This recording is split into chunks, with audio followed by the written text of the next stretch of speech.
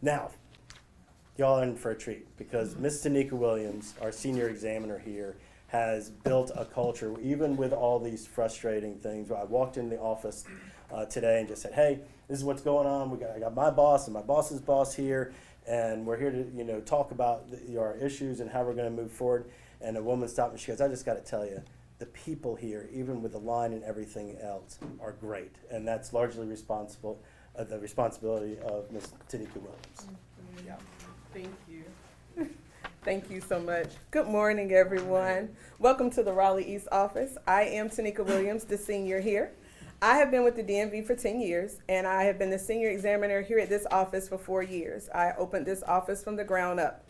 As you saw as you came in today, I have a very busy office. It's obvious we need a little more people to meet the demand here. We only have 7 full employee positions for our 15-station office. On average, the customers are waiting a little more than 3.5 hours. We've been piloting a walk-in only service here with no appointments since May 5th. The line starts moving first thing in the morning at 7 as opposed to when it was before at 12 noon.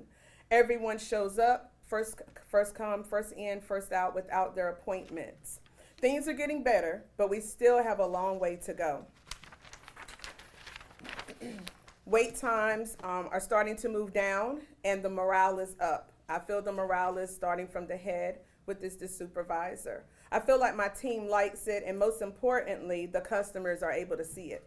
Before I get back to work, I want to thank you all for being here. Thank you for hearing us and also seeing us.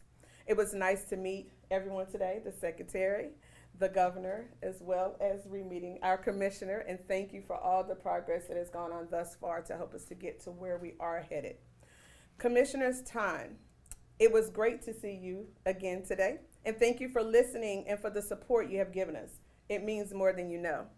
And now I have the honor of introducing our governor. I'm feeling pretty good today, y'all, because I feel special that I get introduced the governor. It's not uncommon for a commissioner to stop by an office and see all the examiners and greet and meet everyone. Also to have the secretary here as well, or the governor come into your office. It's a first. I've got all 3 in one day on a great Friday, so I'm grateful. Josh Stein is honored to serve as North Carolina's 76th governor. Governor Stein is committed to creating economic opportunity for every North Carolinian, investing in public schools, developing our workforce, and keeping people safe. The governor is dedicated to providing effective and impactful services for the people of North Carolina, including making state services accessible and recruiting great public servants. Josh and his wife Anna are members of Temple Beth Orr in Raleigh. They are the proud parents of Sam, Adam, and Leah, who all attended North Carolina public schools just as they did. So without further ado, I would greatly be honored to introduce our governor. You're welcome. That was great. Good morning, everybody. It is my pleasure to be with you all. I want to thank Secretary Hopkins, Commissioner Tyne, Senior Examiner Williams for joining us today. It's been really inspiring to be with you, to see the interaction, the quality of interaction you have with the customers when they're waiting in line, and you take care of business, and I can see you're going to do excellent. Jocelyn, thank you for coming forward with your story. We wish it were a unique story, but really you are here speaking on behalf of thousands and thousands of North Carolinians and the immense frustrations that people legitimately have in dealing with the DMV. We pretty much all need the DMV in North Carolina, and what we want is for this organization to work for the people of North Carolina. We have heard today, and you all may know from your own experiences, that there's serious problems at the DMV. People shouldn't have to line up for hours at the DMV or take days off work or use their vacation time in order to get their driver's license or whatever other business they need. Our DMV employees need better working conditions and more support so they can more effectively provide high quality service to all North Carolinians. At this location alone, as Senior Examiner Williams said, more than half of the spots of the workspaces are empty because we do not have enough examiners. Cuts in half the number of people who could be served from this place because we just simply do not have enough employees. As a state, we cannot have more stories like Jocelyn's. We have to get DMV working better for our people. We can do it now, and we must do it right. That's what I said to Commissioner Time when we hired him last month, and I shook him, and I'm like, are you gonna take this job? Do you want this job? And he was unrelenting. He said, this is something that we can do better, and I am prepared to do my part to help us address it. So I thank him for hitting the ground running. As he said, he's been visiting DMV offices and talking with customers and employees alike all across the state. He's working on a plan that will help us to improve DMV. It's not that complicated. It's about process improvements at our locations so we can move customers through more efficiently. It's about a better website so that more people can take advantage of more services online so they don't have to come into the locations in the first place. And finally, it's about having a fully staffed, focused workforce. That's why I have requested that the General Assembly give us 85 more positions for the DMV across the state. This state is the third fastest growing state in the country. We've added more people since the last census than any other state other than Texas or Florida. Every one of those new adult residents need a new driver's license. So they are adding to the lines that exist from previous existing North Carolinians, but we have not kept pace with the number of stations, workstations that are staffed at our DMVs across North Carolina. We're finding ways to get more people through our offices this summer, simplifying the website and raising pay for examiners, as Paul said. I want to thank you for taking on the task, Paul. Secretary Hopkins and I will do everything we can to support you and your great colleagues at the DMV as you do this important and urgent work. We're not alone in our commitment to support the DMV. I want to thank the North Carolina State House for including these 85 positions that we've requested in its budget, and we are hopeful that the Senate will concur. Additionally, I want to thank Auditor Dave Bullock. He shares our desire to make sure that the DMV works for the people of North Carolina. As he has said, the DMV is not political. It's about service. It's about service to the people of North Carolina. I look forward to working with him as we eliminate inefficiencies, modernize systems, and get this agency back on track. Hundreds of thousands of North Carolinians visit a DMV office each year. They deserve to be able to take care of their business efficiently and get back to whatever it is they want to do with their day. That's why we are committed to tackling this problem head on so that the DMV serves the people of North Carolina at the level that they deserve. At this point, be happy to take questions and you can address them to any of us. Governor, I know that the commissioner said it's not going to change today. What is the timeline for when you expect to see change, and what are the benchmarks that you want to see? Yeah, well, we have a lot of hard work ahead of us. Things like bringing on new examiners. We have to get the legislature to agree with that. And then once they give us the authorization to hire these 85 people, we have to then hire the people. Then we have to train the people. So it could be months before those new positions are filled and they're actually helping us to reduce throughput. He's already done work on the website, so that's going to help us so that fewer people have frustrating experiences when they actually come to a location because they know whether they need to be there or not, and they know what papers they need to bring when they do so. Every time somebody comes with the right documentation, speeds it up for everyone. Because if you come, you wait 2 hours, you get to an examiner only to find out that you don't have the right paper, you then have to repeat it another day. That adds another body to a line on another day when we could have ended that experience at that first visit. So we want to make sure that people have the right information.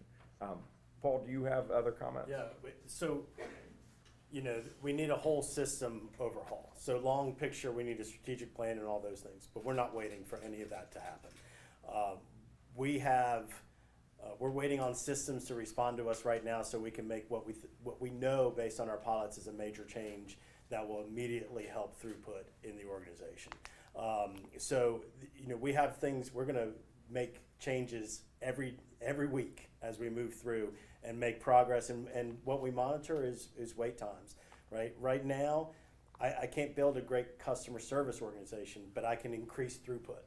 Then on the back end, once we've cleared out all the folks that have been waiting and trying to get appointments and everything else over the time, then we can improve our customer service as well when we have normal amount of people trying to meet our services. And Commissioner, you are obviously brand new, welcome, first of all, and you inherited all of these problems. Can you talk a little bit about how we got here, and then in your first few weeks, like actual tangible things that we can tell the viewers that, like, if you are going to the DMV next week, this is a change you're gonna see? So how I got here, is that, what was that the first part of it? Like how we got here. How we got here. You know, we've always talked about how many people that we have that are out there. I think that really my focus has been how we move forward, assessing where we are today and how we move forward. It really is not pertinent to me unless there are lessons learned how we got here. And really, we know we have a very clear path of what we need to do as far as getting the people in, getting them trained, and getting them out to the floor, and bringing anybody who's willing to work with us. Like I stole interns from DOT that were coming in to work here this summer, and we pulled them over, and we're going to train them and put them at the front line. So really, our focus is about moving forward. And I apologize. What was the second part of your question? In the first few weeks that you've been here, you know, what are some things that we can tell our viewers that if you're coming to the DMV next week, the week after that, some tangible changes that they're going to see? Yeah, so please go to our website and look at it now. That our first banner is, do you need a real ID? So if you don't need to be here, don't come right now. Let us get some of this through. If you have a passport, or if you're not gonna fly, or if you don't need to be in one of a federal building, then you don't need it today. And so it's okay, we'll get you taken care of. And so first of all, please go to our website. Some of the things that you're gonna see is some process changes around basically it's throughput of how we get people moving through. We still have appointments, but we're gonna change the way that they're processed. Something else that we're doing is we're changing how we do our training for road tests. Road tests take a lot of time. They take somebody off of the processing floor and take it out there. We're changing that process so that we get people trained quickly, so even as we get the new folks, we get them there even faster. So it's across the board. We're looking at every single choke point that we have, from our scanners that take a long time, and you multiply that out by the number of documents that they hit per person, per examiner across the entire state. That slows everything down. So you're gonna see a lot of different changes as we come through. For the governor one, it's the last time you visited the DMV, and what was that experience like? It was a couple years ago with my daughter getting her driver's license, and we had to go to Henderson. So we drove an hour to get the driver's license, and we were the last appointment of the day. Fortunately, it was not raining on us that day. So look, I know that this is real, that this is a real challenge that parents deal with, this is a real challenge that any driving adult deals with, and we have got to do better, and we commit to doing better. For the commissioner, I know there's been a surge with Real ID. Can you just say how many people currently have one and how many don't? So in North Carolina, we're around 52% as far as how many have actually gotten them to this point.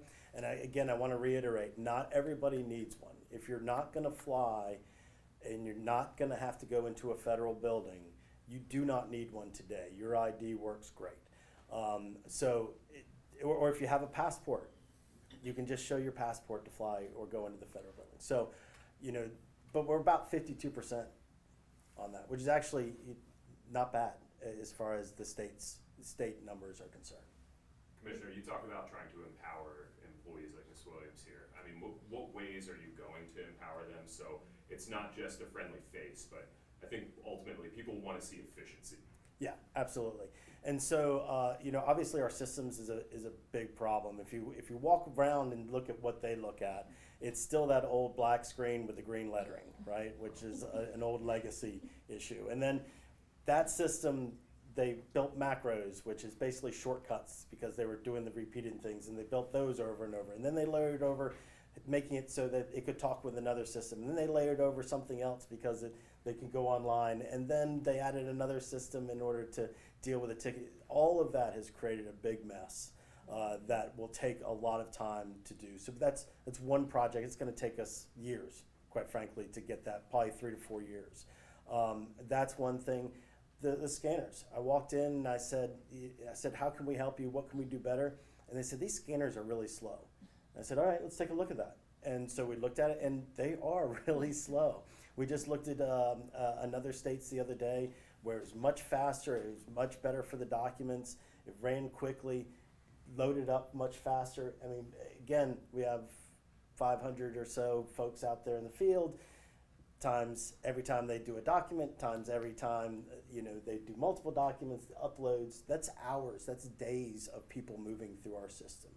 So those are a lot of the things. They tell us what they need, and then I respond to make sure that they get that. We have time for one last question, and I saw your hand raised. How many people are you guys seeing daily, like coming in, actually getting IDs, doing everything that they need to get done? And how long is it gonna take you guys also to fix that backlog that you do have? Yeah, so it's hard for us to exactly gauge how many people are out there because of the nature of the system. Because they come and then they leave, we can know how many are approaching us. We start every morning with 3,900 people in line. We get that report and we track that. We have about 2,000 appointments that are also out there. So we start with 5,900 of back people ready to roll for us, and then we have all the people that show up in line. So it is a serious backlog. It's also higher in the summer because of all the kids that are out of school and want to come in and do their exams or move through the progressive. So I have to circle back around with the exact numbers for per day capacity. You can reach out to our gov office and Yeah. we'll circle back. Thank you, everybody.